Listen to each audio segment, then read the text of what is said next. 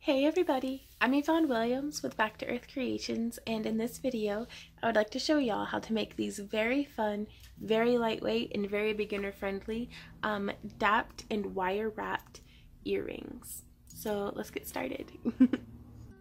So to make this design you're going to want your dapper set. Here I'm using a 1-inch anodized aluminum blank,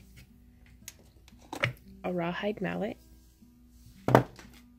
an assortment of pliers. I always like to have on hand my flat nose, round nose, and bent nose pliers, as well as some flush cutters. I really like these because they can give you a very flat end of your wire, which is great for making clean connections and closures and things. So there will be a list of all the different tools and materials that I'm using listed down below in the video description. So that way you can use what you have on hand, or you can shop around and find exactly what it is that I'm using. Now also, I've already made one of the earrings, and this could be a pendant. You could use any kind of different metal colors and anodized aluminum colors and stuff. The wire that I'm using here is 18 gauge square. I used 6 inches of it per spiral, so just 12 inches. And you could use more or less, however you'd like.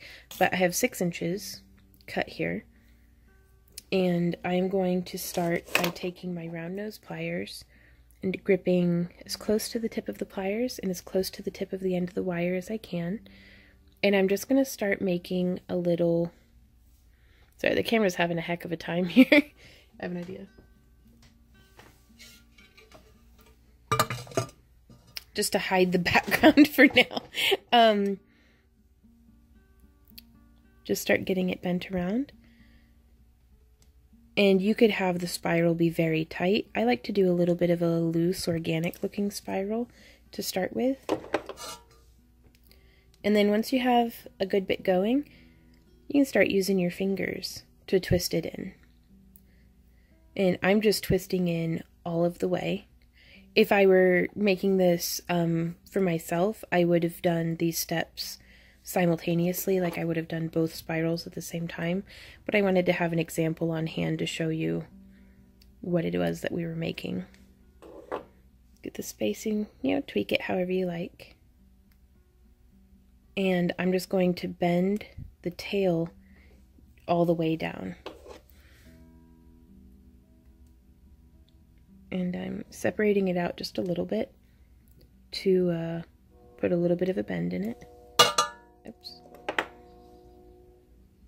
And I'm going to open that spiral up just a little bit more. So there we have our little spiral.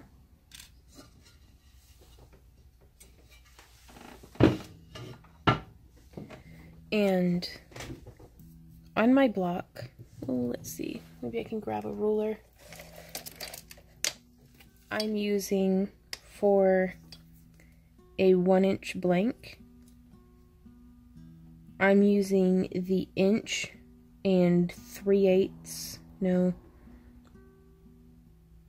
yes, 3/8, 1 3/8, sorry, math is not my strong suit, or, let's see, 3.5 centimeters, 35 millimeter, hole, I guess, concave area. Words are so hard. I'll just show you instead of talking. Doesn't matter which side you put in if you're using the same blanks as me. And then I'm using the largest dapper that came with the set. This one, it has the number 36 on the side. And, oh, I don't have any calipers. It's just a hair under 1 inch, like maybe 7/8 of an inch in diameter.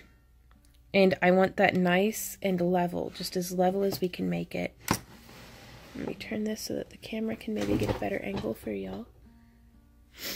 I'm going to try really hard to not whack the tripod again. And I'm just going to position this, everything nice and centered, and then I'm just going to hammer it a bunch.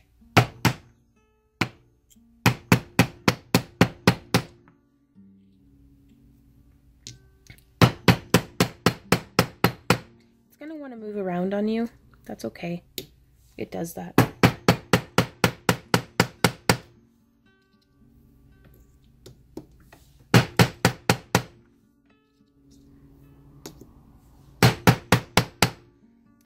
And just hammer it until you feel like it's really nicely shaped. Now, something I run into a lot with these blanks, and I don't mind it, but it's something that you'll want to keep an eye on if you do mind it, is with the hole being pre-drilled, and it happens in varying degrees, it'll start to get a little bit of a pucker right up there. Again, I don't mind it a bit, but if you don't like that, then you might want to wait until after it's been hammered to drill your hole. Though I have a really hard time clamping onto it to get the drill through. So again, just something to be mindful of. And now we're going to take our little spiral that we had made and set that on in there and hammer.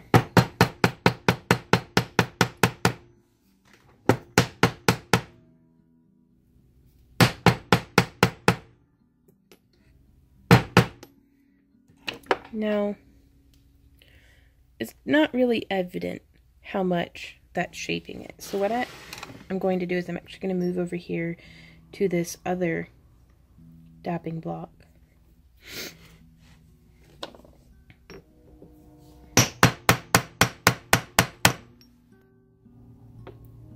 And bring it down just a little bit.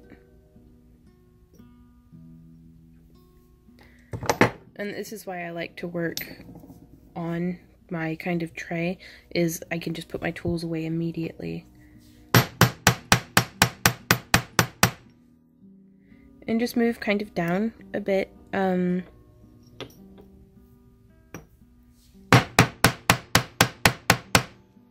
you feel like you're getting a good result. There we go. I really like that. So I ended up using my size 34 in the largest hole. What is that? Little under an inch. Like just a hair.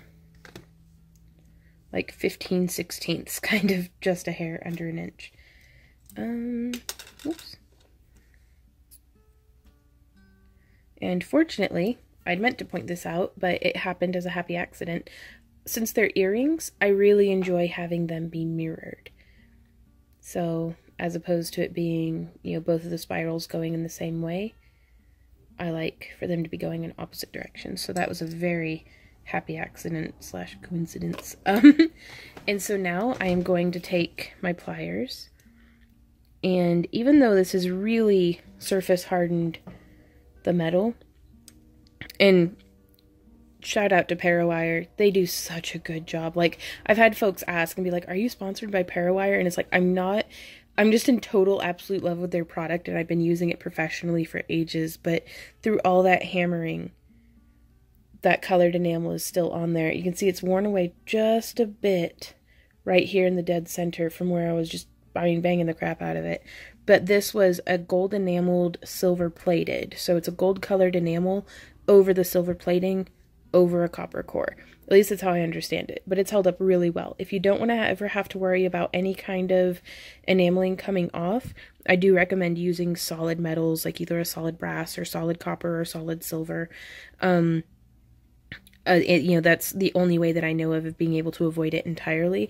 But as far as using very inexpensive but very durable and very, I think, classy looking enameled copper, I do think Parawire is the way to go. So, no, if they did want to sponsor me, that'd be, like, fantastic, but I don't really know how that works, and I just want to keep using their, using their wire. Like, so, that being said, I'm going to kind of pull it apart a bit, and then I'm going to come in just a little ways up the tip of my pliers and curl it around to make a loop. Just like that. Okay, I'm actually going to make a little bit larger of a loop because I really want there to be enough room for this to, like, wiggle. Wiggle, wiggle. Okay. And so now you can see that would kind of sit like this. And I'm going to use my bent nose pliers to open that loop up. Just like that. And you'll notice I opened it this way, like this way as opposed to this way, and that way it's not putting more unnecessary stress on the wire. And now I'm going to hook through so that it sits. And you'll notice it doesn't really want to like sit, so I am going to smoosh it. Smoosh, just like that, and be like, haha, there it goes. And it'll just sit nicely there. And then I'm going to close this loop. See how it's kind of butted up right there like that? And then this would be where I would add the ear hook. Just like that. To put less stress on the wire, I actually open up the loop on the earring, on the ear hook, and thread it through and then close it and then add a little rubber back. But you could put a bail on it. You could put a ring for a bail. I really love using little dapped pieces like this and layered pieces like this in belly dance belts and anklets and things. I just think they're so much fun, you guys. Like, and you could make any kind of shape with the spirals or with the wire and hammer it and layer it over a background, or you don't even have to layer it over a background. It's just a really nice way of doing like hammered metal effects with just tools and materials that you might already have on. Oops. And they're very durable. Look at that.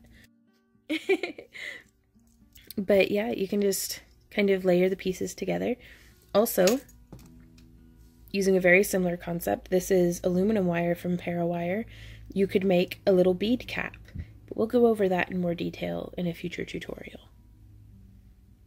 Hey y'all, thanks so much for hanging out with me during this tutorial. I do hope that it was helpful to you. If you have any questions, comments, or ideas, please leave them down below.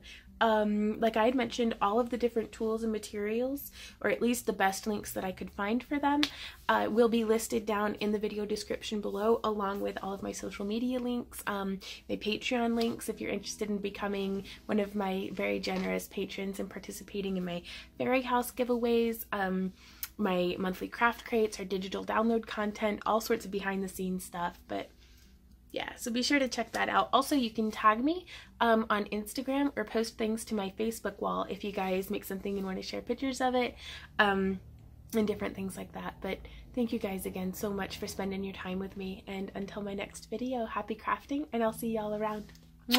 Bye!